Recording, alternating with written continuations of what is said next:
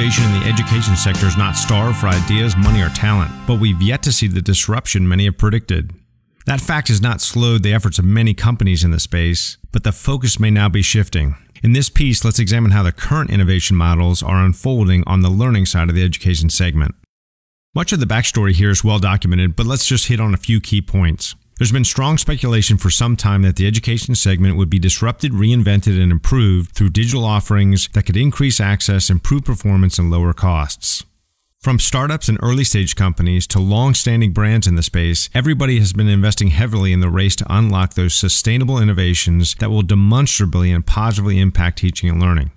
As a result, many of the brightest content creators, engineers, developers, instructional designers, and user experience pros have been attracted to the segment and found opportunity. Beyond raw talent, the financial resources have certainly been on the table as well. Hundreds of millions of dollars of new venture-based funding has been injected in the segment over the last 10 years.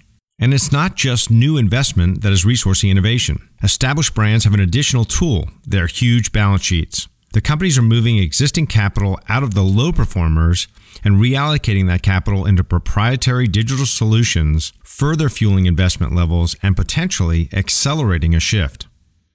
So with ideas, talent, and money in place, where's all the product innovation? Well, multiple providers have now developed and delivered rich media integrated ebooks. The massive open online model has emerged, and adaptive learning along with big data offerings are now in the marketplace.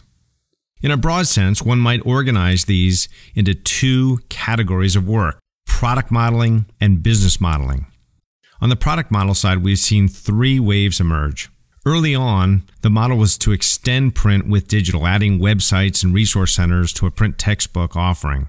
The second wave was really to replace print with digital.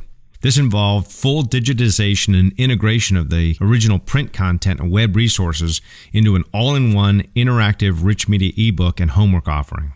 The third wave is all about optimizing digital versus replacing or supplementing print. In this model, powerful mashups of mobilized content, tools, and interactive homework systems, all tagged and wired behind the scenes to capture and intelligently use data, are designed to personalize the learning experience and hopefully optimize the potential of each student.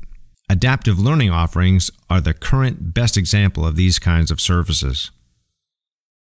On the business model side, the primary innovation we've seen is the emergence of free access to courses, a model popularized by the MOOC providers primarily. Together, these product and business model innovations aspire to address three broad value drivers perceived as problems in today's education markets: the cost, learning effectiveness, and access.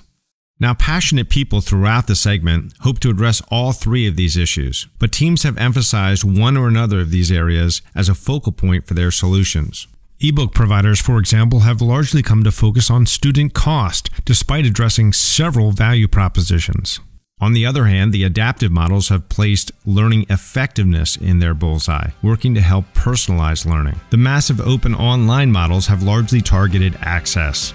While innovators in the education space are continuing to address some of the most challenging problems in the marketplace, we are beginning to see a strong shift towards two other categories of innovation that all the players in the space are likely to confront. We'll examine these two other categories of innovation in a separate movie.